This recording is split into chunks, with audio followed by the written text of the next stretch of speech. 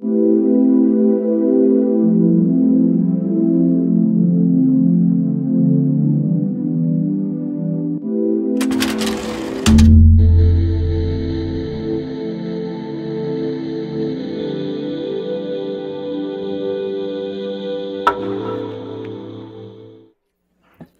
buenos días. Yo soy Salvador Ramírez Gallegos, soy médico residente de segundo año y efectivamente, como ya me presentó el doctor Aguilar, me toca dar el seminario del día de hoy, que bueno, espero les agrade y espero que despierte pues bastantes inquietudes en ustedes. Muchas gracias por haber asistido. Bueno, primeramente me gustaría comenzar dicho seminario introduciendo el concepto, así como digamos un marco histórico. Posteriormente me gustaría enmarcar todo el aspecto legal que existe alrededor de todo este concepto y cómo digamos, recientemente hubo un cambio en la Ley General de Salud que favorece este cambio. Ahora bien, dentro de la siguiente parte hablaremos ya más en fondo de las características de la objeción de conciencia para posteriormente cuestionarnos del por qué surge este concepto.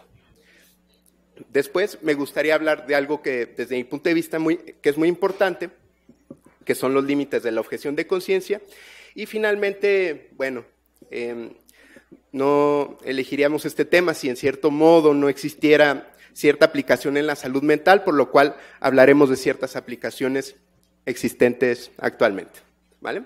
Entonces, sin más por el momento, vamos a comenzar. Bueno, la medicina en su práctica diaria no solamente integra tanto aspectos científicos como técnicos, sino también morales.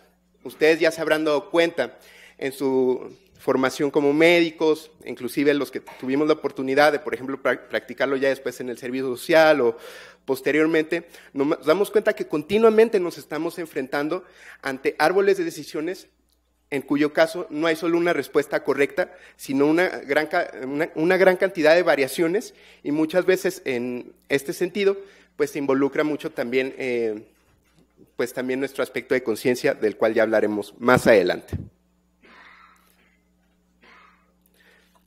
Ahora bien, como les decía, muchas veces nos encontramos con múltiples dilemas morales en la toma de nuestras decisiones, las cuales pues sin duda alguna pues no solamente llegan a poner en cuestionamiento nuestros pensamientos, nuestras ideologías, sino también, en dado caso, pudieran llegar a mermar un poco la relación médico-paciente.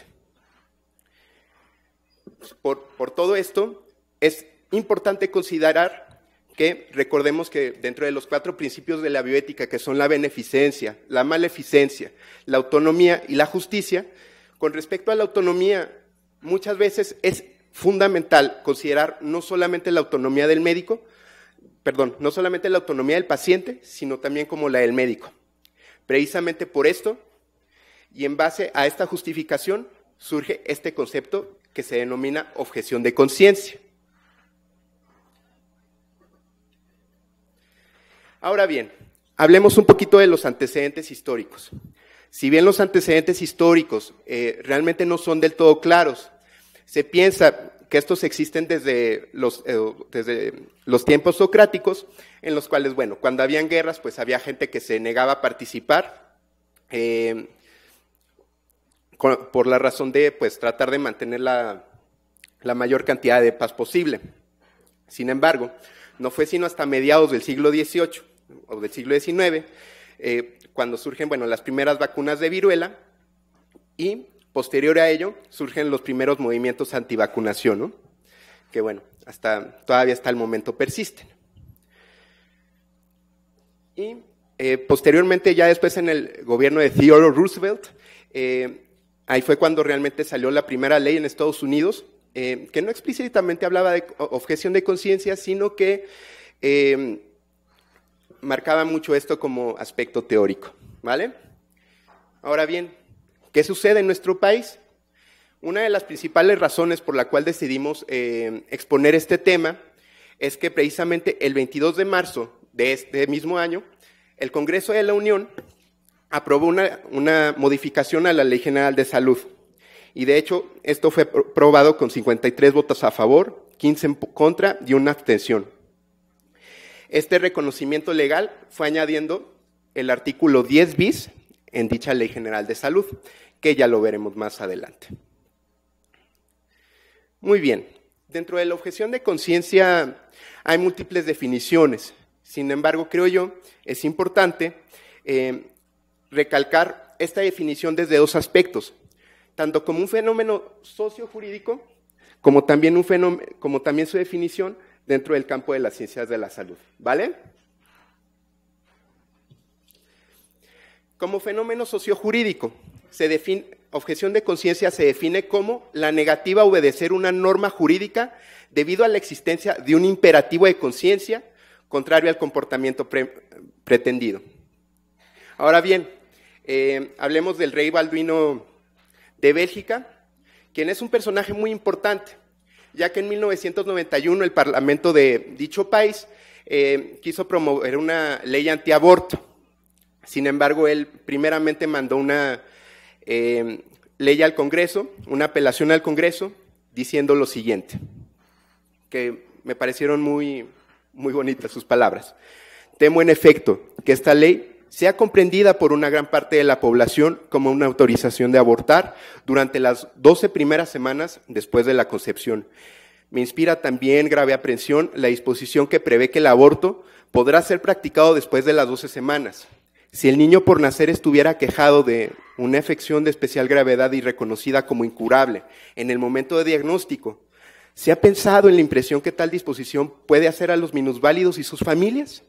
En resumen, temo que este proyecto provoque una disminución sensible del respeto de la vida de aquellos que son más débiles.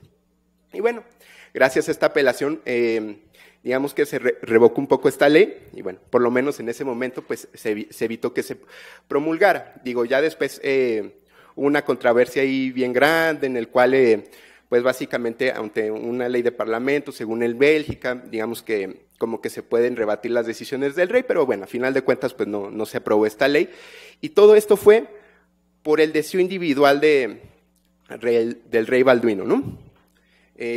Digo, ahorita revisaremos un poquito más adelante este concepto.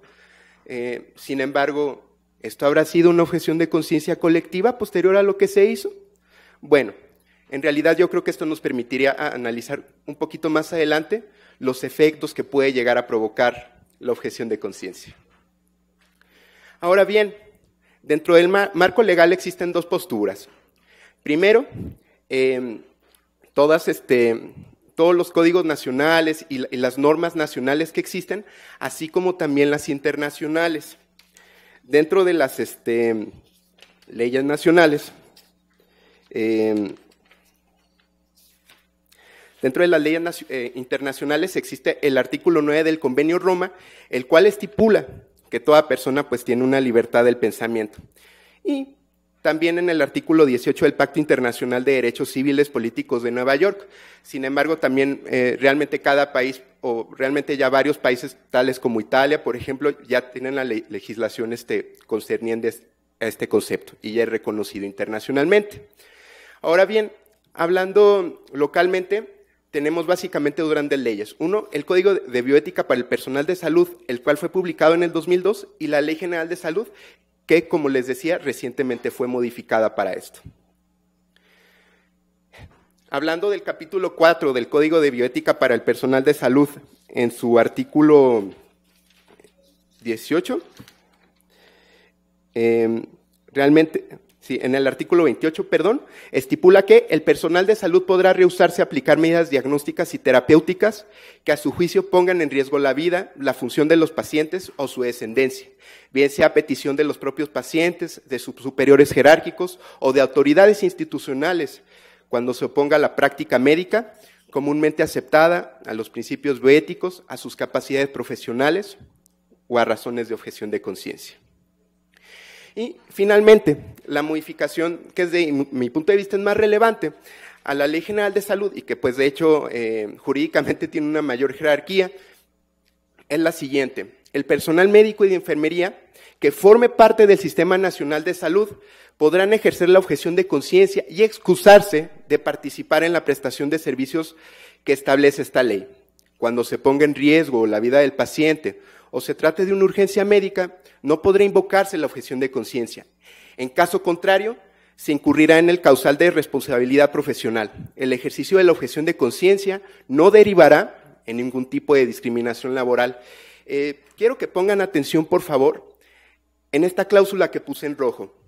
Si notan que a diferencia de la diapositiva anterior, en la cual realmente no se mencionaba como tal un límite o una regulación a, digamos, este concepto en sí mismo, aquí sí lo hay, ¿sí? En el cual, esto es muy importante, ¿no? En el contexto de una urgencia médica, no podrá invocarse la objeción de conciencia. Ahora bien, hablemos de diversas características que presupone o que vienen intrínsecas dentro de este concepto. El punto número 1 es que predispone la existencia de una obligación de actuar en un determinado sentido.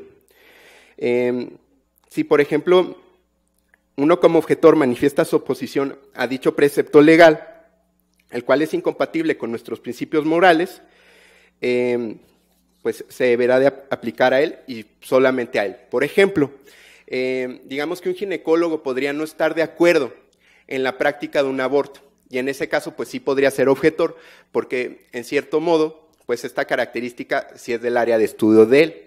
Más sin en cambio, si por ejemplo un odontólogo quisiera ser objetor de conciencia en cuanto al aborto, realmente aquí no podría, o sea, realmente aquí pues más que nada se mostraría como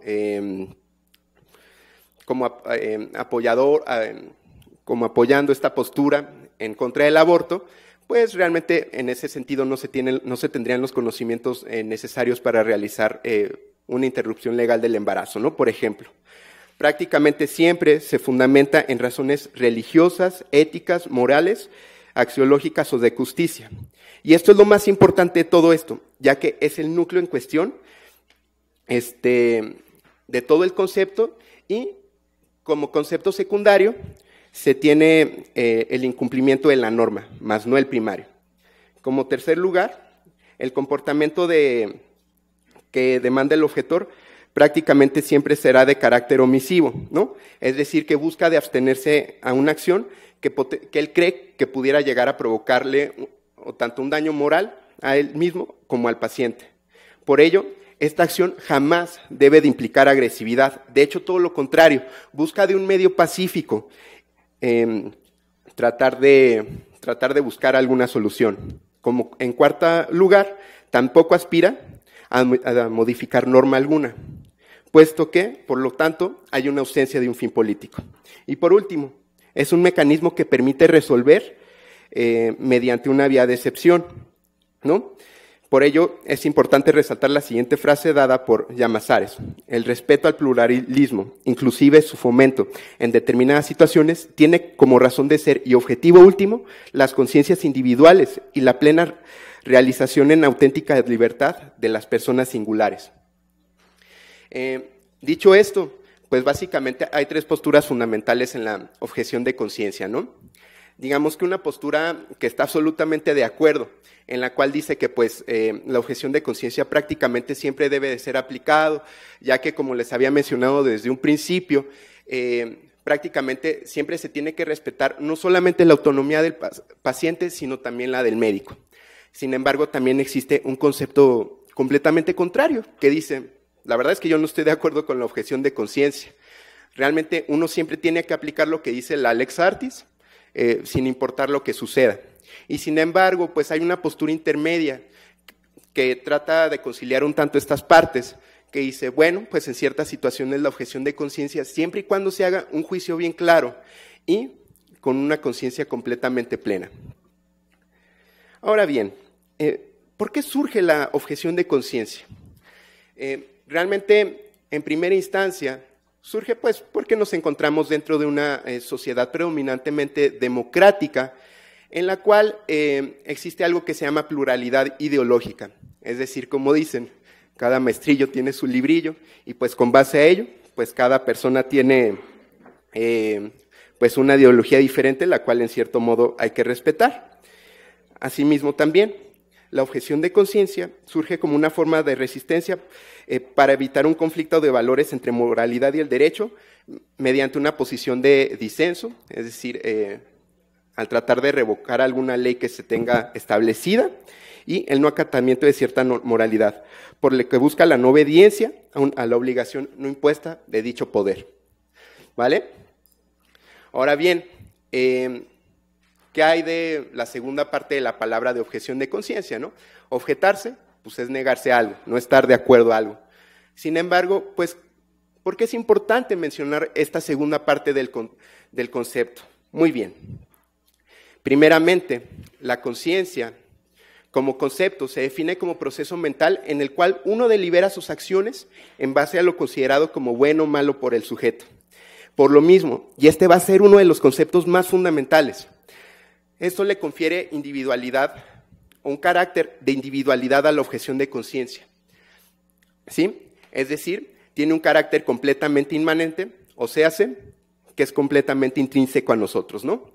Y por lo mismo, siempre buscará lograr un balance entre la ética profesional y la integridad moral del sujeto, esto es, siempre, es decir, que a pesar de que nosotros apliquemos la objeción de conciencia, nunca tiene que ir de por medio la seguridad del paciente y un trato correcto, tanto terapéutico como ético, hacia él mismo, ¿no? Ahora bien, hay varias cuestiones que se tienen que considerar, las cuales pues ya iremos abordando más adelante poco a poco. La primera de ellas, tiene que haber una madurez total de conciencia en el sujeto y una congruencia absoluta entre lo que dice y lo que hace, ¿no? Ya que pues muchas veces, y eso ya lo veremos dentro de los límites de la objeción de conciencia, a veces, digamos, la existencia de esta definición pudiera realmente provocar que una persona con tal de, digamos, no realizar pues cierto trabajo, se apoya en la objeción de conciencia, ¿no? Por ejemplo, así de que, ay no me gusta ver pacientes de sustancias, mejor que lo vea mi compañero, que él sí está de acuerdo. No, pues no, porque digamos que a final de cuentas, como ya se verá más adelante en sus aplicaciones, realmente uno sí tiene que tener por lo menos el conocimiento básico. Un ejemplo clarísimo de esto es, por ejemplo, en las pacientes que tienen pues, abortos o así, ¿no? Realmente, pues, si uno no está de acuerdo con la realización de una interrupción legal del embarazo, está perfectamente bien. Cada quien está en su derecho de acuerdo a sus posturas presentadas.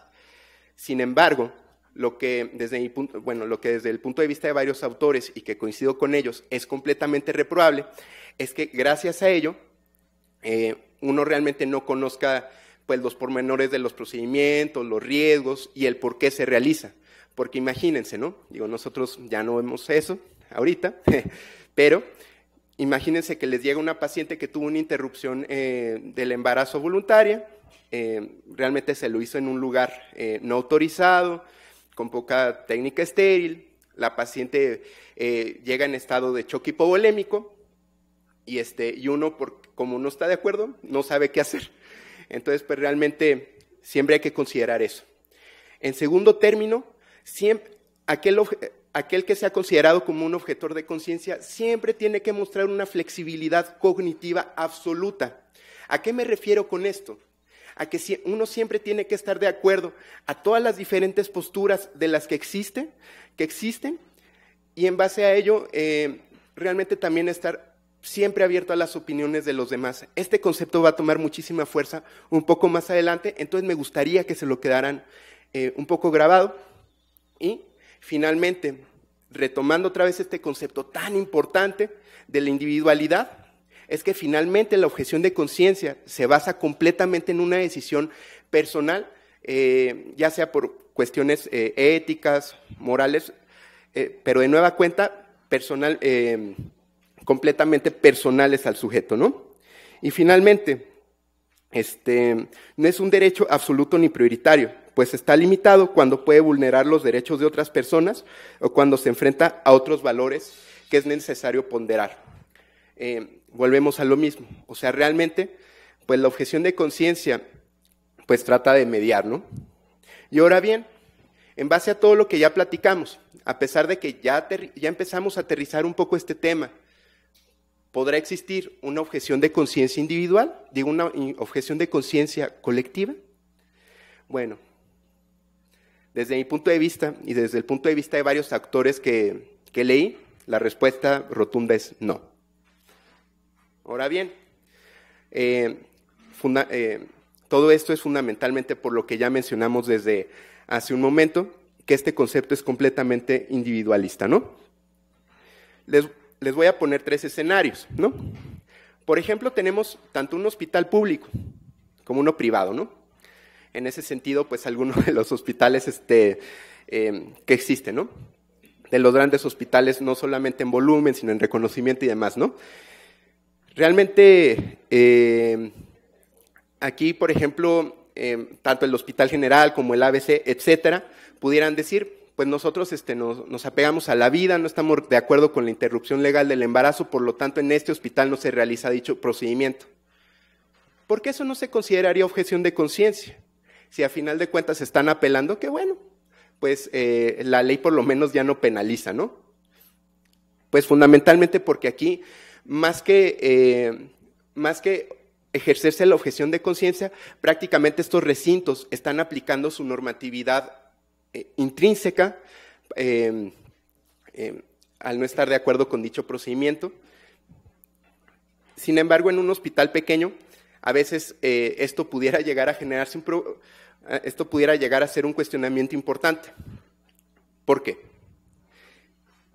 Supongamos que es una unidad de salud así bien chiquita, ¿no? Como las que están allá en los centros rurales de salud, como los que algunos tuvimos la oportunidad de estar, en los cuales, pues bueno, ¿no? Nada más está la enfermera, pues uno o dos médicos, la cuidadora de salud y ya, ¿no? Y resulta ser que todos somos objetores, ¿no? Pues al ser un recinto, digamos, como tal pequeño, que es completamente dependiente de la Secretaría de Salud, uno realmente ahí sí se podría estar aplicando de una manera un tanto más individual el hecho de que exista esta objeción de conciencia, ya que a final de cuentas pues es una minoría, ¿no?, de la que estamos hablando. Ahora bien, hablemos de un concepto fundamental en este constructo, los límites de la objeción de conciencia. Realmente ya no puedo encontrar como la cita o la frase exacta, sin embargo, bueno, un autor que a mi parecer es muy bueno y que realmente, pues la verdad es que me gustaba mucho como su ideología, es de Carlos Llanos y Fuente, quien dice que, bueno, los límites es algo completamente necesario para la ejecución correcta de una sociedad, ya que a final de cuentas, pues si uno conoce los límites de cierta cosa, uno pudiera expandirse más allá de este concepto, ¿no? Y a su vez no provocar una disregulación de todo esto. Ahora bien, ¿en qué se fundamenta principalmente los límites de la objeción de conciencia? Primeramente en la no maleficencia, otro es en la protección de los daños a terceros. Otra cosa muy importante, que es que sea realizado por adultos competentes. Ahorita ya lo veremos más adelante. Sin embargo, uno no solamente tiene que tener una conciencia plena para actuar de esto y una integridad moral absoluta, sino también, digamos, se tiene que tener todo el conocimiento necesario previo para lograr que este concepto sea llevado a cabo, ¿no? Esto, por ejemplo, ya lo veremos un poquito más adelante, pero por lo menos yo cuando recién empezaba la residencia, a veces la verdad es que sí decía, ¿no? Bueno, pues vamos a hospitalizar a este paciente. Y yo sí me preguntaba, ¿no? Pues, ¿por qué, no? Si necesito esto, o sea, no sé, ¿no? Que es como esos pacientes que tienen riesgo suicida y que, pues, entre comillas, se pudieran considerar que están, pues, en la rayita, ¿no? De esos que, por ejemplo, te dicen que, pues, sí tienen fantasías, pero son recurrentes, que te aseguran integridad, pero están súper ambivalentes, ¿no? Pues que no consumen sustancias, pero son súper impulsivos y en 3 meses previos ya tienen como varios intentos de alta letalidad, bueno, etcétera, ¿no? Están como en la rayita y uno decía, bueno, pues ¿por qué lo hospitalizamos? Bueno, pues lo que pasa es que, pues, por ejemplo, el paciente no tiene buena red de apoyo, entonces uno dice, ok. Y otra cosa muy importante es que no intenta derogar ni derrocar alguna norma. O sea, si bien es una forma más bien si es una forma de desobediencia al derecho, no busca como objetivo principal modificarla. O sea, tal vez si en algún momento dado, en ese momento o a lo largo del pasar del tiempo, surgieran varios sujetos objetores a cierto concepto, pues entonces eso sí pudiera llegar a provocar a la larga una modificación de alguna norma. Sin embargo, no es su objetivo principal. Y finalmente, y nuevamente lo repito porque es muy importante, es individual. Por lo tanto, en la medida de lo posible, siempre que nos encontremos ante un caso de objeción de conciencia, en el cual, de acuerdo a nuestros principios morales, no estemos de acuerdo con la aplicación de alguna norma o algún procedimiento, siempre se deberá ofrecer, en la medida de lo posible, una medida sustitutoria, ¿vale? Ahora bien, realmente a mí me surgió el siguiente cuestionamiento. La verdad es que yo siempre trato de encontrar o buscar cierta aplicabilidad a los conceptos que uno estudia, ¿no? Y uno como residente, ¿cómo pudiera uno llegar a aplicar todos estos conceptos, ¿no? ¿Qué pasa realmente con la objeción de conciencia en el contexto de una residencia médica? Bueno, realmente Shofkin y colaboradores, en este artículo que dice, cuando los residentes permiten que la conciencia sea su guía, desarrollo profesional y oportunidades educacionales, que fue un artículo publicado precisamente este mismo año en el Academic Pediatrics. Me van a decir, oye, Salvador, pero pues es un journal de pediatría. ¿Por qué lo están mencionando? Bueno, realmente lo empecé a leer y dije, bueno, pues, la verdad es que tiene bastantes conceptos aplicables al contexto que vivíamos día con día, ¿no? Y realmente los autores mencionan varias cosas. Uno, que digamos que nuestros jerárquicos superiores, ya sean residentes de mayor jerarquía o médicos adscritos, siempre tienen que promover y apoyar las preocupaciones cuando se presente una cuestión en las que pues, el residente esté en una situación pues, en donde se permita la objeción de conciencia, siempre y cuando no se discrimine la postura ni haya como, digamos, una penalización por ello, ¿no? Sin embargo, esto viene balanceado completamente porque pues siempre se tiene que delimitar una línea perfecta entre el actuar conscientemente y el actuar profesionalmente, ¿no? Les voy a poner el siguiente ejemplo. Por ejemplo, ¿no? Supongamos que estamos en una guardia en APC a las 8:30 de la noche y nos llega un paciente y nos llama el policía que hay una reja, ¿no? Dicha reja es de un paciente masculino de 45 años de edad, quien tiene una abstinencia por alcohol desde hace 2 semanas, es una abstinencia grave porque viene súper desorientado, viene con alucinaciones, viene con tremores y todo eso. Asumamos que la guardia está súper pesada, ¿no? Hay varios que están en consultas, otros más están en hospital, otros están haciendo triage y pues realmente un servidor está solamente un servidor está disponible, ¿no? Y asumamos que, digamos yo, por alguna razón digo, no, pues es que lo que pasa es que ver pacientes adictológicos, pues la verdad, no está dentro de mis implicaciones morales y yo no estoy de acuerdo y yo no lo voy a ver. En ese caso, ¿sería válido la objeción de conciencia? Asumamos que hay un compañero que sí quiera ver ese paciente, ¿no? O hay 2 compañeros más, ¿no? Uno va a decir, yo diría, y de acuerdo a lo que ya vimos, inclusive, esto está apoyado legalmente por la Ley General de Salud, la respuesta sería un no. ¿Por qué? Recordemos que la objeción de conciencia solamente se podrá ocupar cuando no esté de por medio el compromiso de la vida de un paciente. Si, por ejemplo, yo en este caso no veo a este paciente, no lo valoro y no le doy la gravedad necesaria al analizar su caso, pues sí lo estaríamos poniendo en un riesgo muy grande, sobre todo tomando en cuenta la gravedad de los síntomas de abstinencia que estamos describiendo, ¿no? Ahora bien, los autores también de este artículo encontraron varias encrucijadas entre la objeción de conciencia y la residencia médica desde un aspecto educacional, ¿no? Realmente, el primero de ellos es que, pues, como residentes siempre nos encontramos ante la cuestión de que prácticamente siempre tenemos que cumplir un plan de estudios bien establecido, ¿no? Que inclusive pues, ya lo marcan en el PUEM y todo esto, ¿no? Como le digo, tal vez uno no pudiera llegar a estar tan de acuerdo en ver cierto tipo de pacientes. Sin embargo, uno sí tiene que tener los conocimientos mínimos necesarios para que en dado caso que se llegue a presentar una complicación y demás, pues uno por lo menos sepa pues, atender dichas complicaciones, ¿no? O sea, por ejemplo, el hecho de que en cierto modo, ¿no? Uno pues no quiera ver pacientes adictológicos o de algún tipo de los que uno no esté de acuerdo, pues eso no exime que uno sí tenga que tener los conocimientos necesarios, ¿no? Asimismo, también los autores mencionan que el hecho de aplicar una objeción de conciencia de manera repetida en la residencia médica pudiera llegar a provocar una sobrecarga de trabajo bastante importante en algunos otros miembros del equipo médico, ¿no?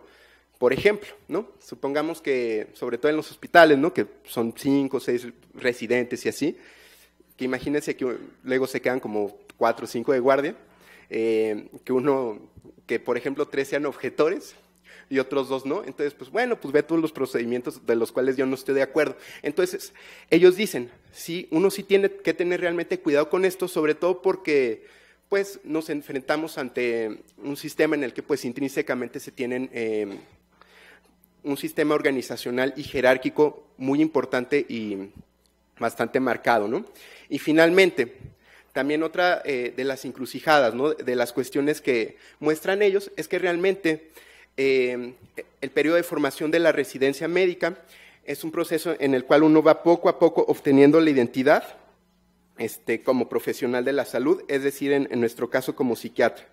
Por lo tanto, pues a final de cuentas, uno sí tiene que estar expuesto a todos estos árboles de decisiones, ¿no? De hago, no hago, estoy de acuerdo, no estoy de acuerdo, porque a final de cuentas, también para lograr nuestra propia conciencia y nuestro propio criterio, la verdad es que sí tenemos que ver los diferentes escenarios y como les decía yo antes, uno siempre tiene que estar de acuerdo, uno siempre tiene que estar con la mente abierta para valorar todo este tipo de escenarios, ¿no?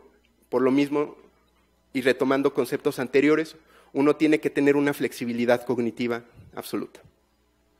Ahora bien, los autores de este artículo concluyen las siguientes 2 cosas, ¿no?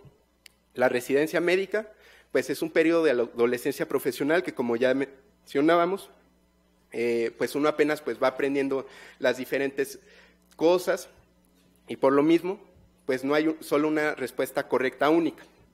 Muchas veces nos encontramos, y ya lo hemos visto en múltiples ocasiones, que aunque no estemos del todo de acuerdo, por así decirlo, con alguna decisión, pues realmente uno sí se enfrenta, ¿no? A distintos dilemas y que, por ejemplo, uno no siempre puede aplicar del todo lo que dicen las guías de práctica clínica, ¿no? Uno, por ejemplo, muchas veces pues basa su medicina en la existencia, más no en la evidencia, ¿no? Porque, por ejemplo, ¿no? Le voy a dar X antidepresivo, X tratamiento cuyas guías han marcado una eficiencia absoluta, sin embargo, el paciente no tiene muchos recursos económicos y uno se tiene que apegar a eso, ¿no? Por lo mismo que ya comentamos, pues uno siempre tiene que tener una flexibilidad absoluta.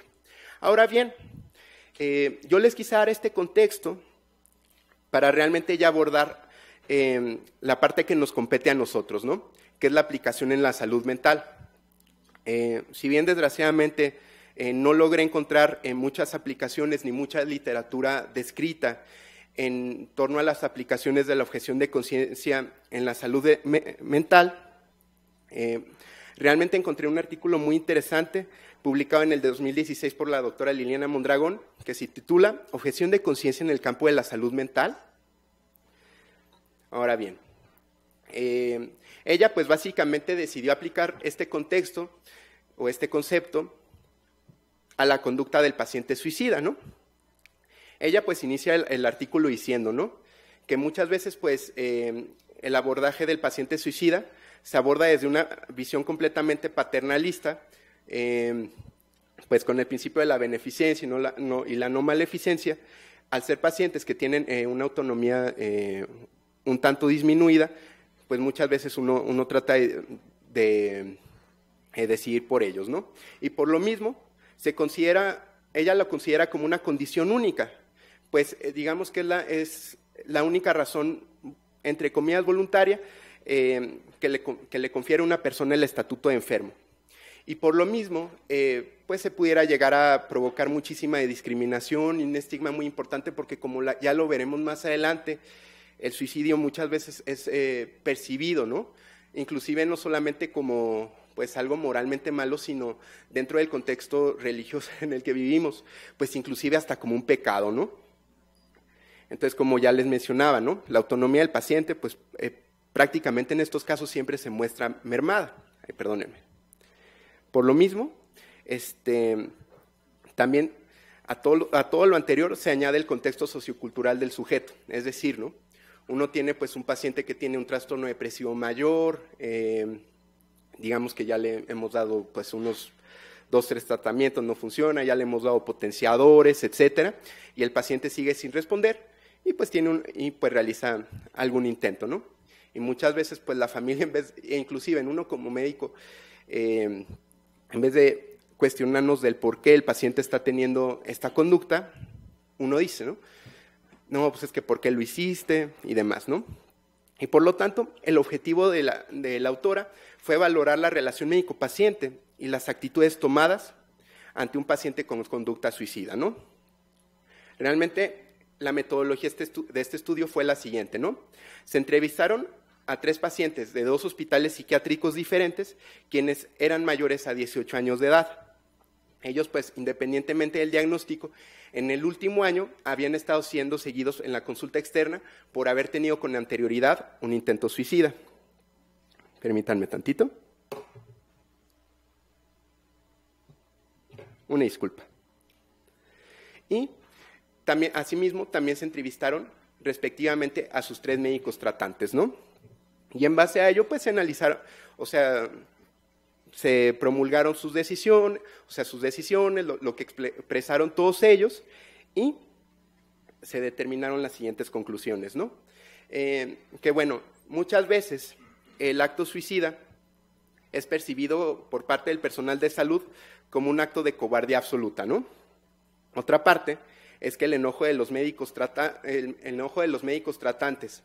de ellos hacia el paciente, muchas veces provenía de los principios morales. Inclusive una de las doctoras que entrevistaban decía, ¿no?, que ella pues básicamente veía el acto suicida como rendirse y ya no tratar de ver más allá, ¿no?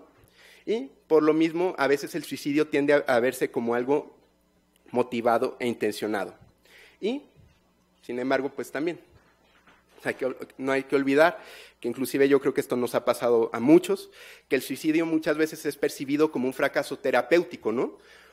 Y como una falla del propio médico tratante, ¿no? Unas veces uno dice, ¿no? ¿Cómo que es que yo que le di el tratamiento más óptimo posible y que inclusive lo escuché en toda la psicoterapia, ¿cómo es posible que haya llegado a mi guardia en estas condiciones, ¿no? Y por lo mismo, todo lo anterior, pues sí puede llegar a mermar la relación médico-paciente en algún momento dado. Permítanme tantito. Miren, de hecho me gustaría leerles un fragmento de alguno de los pacientes entrevistados que me llamó mucho la atención, pues es médico, ¿no?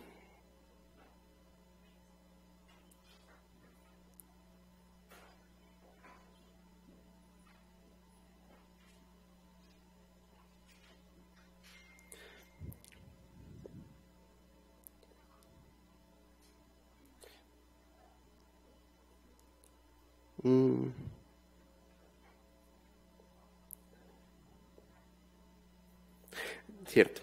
Bueno, sí me trataron mal, me trataron muy profesionalmente, hicieron lo que tenían que hacer, pero si cada médico que iba me regañaba, eres médico, sí, bueno, pues ya sabes lo que sigue, ¿verdad? Eres médico, pues ya sabes que no se trata de medicina sino de echarle ganas, eres médico, o sea, todo el tiempo fue de estarme regañando.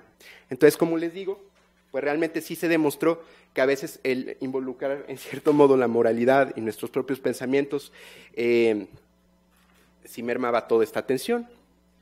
Ahora bien, ella realiza dos propuestas, ¿no? Si abordar la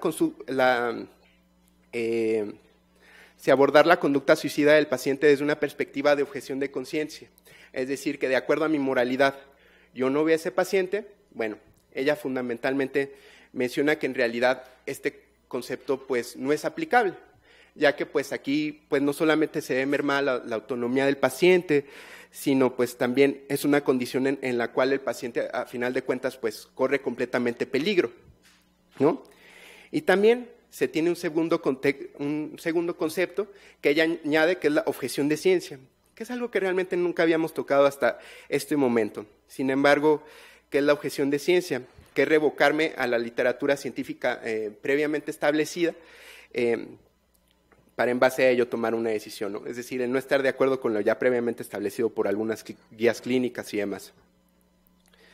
Sin embargo, ella también realmente dice, ¿no? Este concepto tampoco pues, es aplicable, ya que como lo hemos visto, muchas veces en psiquiatría no solamente hay un tratamiento y también deberemos de considerar lo siguiente, ¿no? Que en la psiquiatría no solamente pues, existe una decisión correcta, porque pues a final de cuentas, si bien en todas las especialidades médicas es lo mismo, aquí esto es demasiado marcado, ¿no? Cada paciente es completamente diferente al otro a pesar de que tengan el mismo diagnóstico. Y por lo mismo, cada intervención o cada tratamiento no siempre es aplicable para un paciente u otro, ¿no? Sin embargo, pues el artículo tiene algunas limitantes, ¿no? En primera mano, pues que es una muestra pequeña y desde mi punto de vista, como que sugiere que todo el gremio médico, precisamente por lo anterior, asume esta actitud ante el paciente suicida. Sin embargo, desde mi punto de vista, que es un tanto personal, yo creo que en general, pues efectivamente estoy completamente de acuerdo con la autora de que la objeción de conciencia no siempre no es aplicable en el caso del paciente con acto suicida. Pues, como les digo, o sea, prácticamente siempre hay que ver al paciente desde una manera holística, ¿no? Ya que, pues, si bien muchas veces se mete el concepto de moralidad en estos enfermos, realmente uno, más que cuestionarse de el por qué lo hizo, uno, pues, hay que ver el contexto en el que lo hizo, ¿no? Por ejemplo, ¿no? Siempre es bien clásico, ¿no? Que ya son las 8:59, ¿no? Te llega una paciente con bastante riesgo y que uno dice, ay, no, pero es que el intento, pues, no fue relevante, ¿no? Se tomó gotas de clon en contexto suicida. Sí, o sea, uno, digamos, inicialmente dice eso, ¿no? Que ahí también ya, digamos, puede involucrar un poco el cansancio y demás. Sin embargo, pues uno no está revisando que a lo mejor esa paciente, no sé, tiene una pésima red de apoyo familiar, realmente no tuvo acceso a su red de seguridad y todo esto, y a final de cuentas en un contexto de ansiedad intensa, pues realizó esto, ¿no? Ahora bien, ya para terminar, deberemos de llegar a las siguientes conclusiones. En primera, como profesionales de la salud considero que es fundamental el conocimiento de este tema, ¿no? Sobre todo por la nueva ley promulgada en el artículo nuevo publicado en la Ley General de Salud, que es el 10 bis.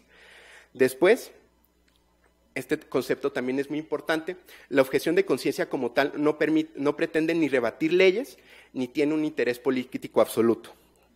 Asimismo, también se deberá ejercer con una conciencia plena y con una integridad moral absoluta y con el conocimiento médico previo necesario, ¿no? Y también deberemos de considerar, sobre todo nosotros como residentes en formación, todas las vicisitudes, ¿no?, que se presentan ante este problema y que pues sí, o sea, realmente que como proceso de formación a veces realmente no tenemos ni la experiencia ni los conocimientos necesarios como para objetar de una manera integral, ¿no? Y finalmente, bueno, desde mi punto de vista, es escasa su aplicabilidad en el paciente suicida. Por mi parte sería todo. De entrada, pues les agradezco mucho